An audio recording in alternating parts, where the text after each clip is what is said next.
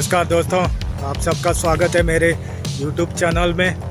तो मैं तिराकोल की फेरी राइड करूंगा जो कि गोवा का बॉर्डर पे है। तिराकोल फोर्ट के यहाँ से मैं पिछले वीडियो में आया था। तो ये फेरी बोट है वो जो पीछे दिख रही है, तो मैं इसकी राइड करूंगा आज। उस तरफ इस तरफ मैं कभी आया नहीं था, मैं तो बहुत दूर रहता हूँ। मेरा घर साउथ में पड़ता है, ये पूरे नॉर्थ में है। मडगांव की तरफ मेरा घर होता है, तो इस तरफ आया नहीं था मैं कभी।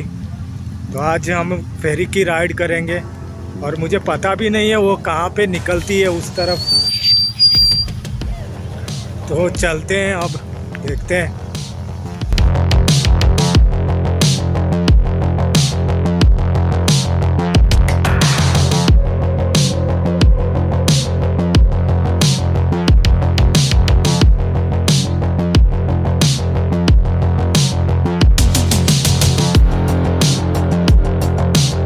बड़ी बारिश हो रही है, इसके लिए पूरा धुआं हो गया है। 6:15 हो रहे हैं ऑलमोस्ट अभी।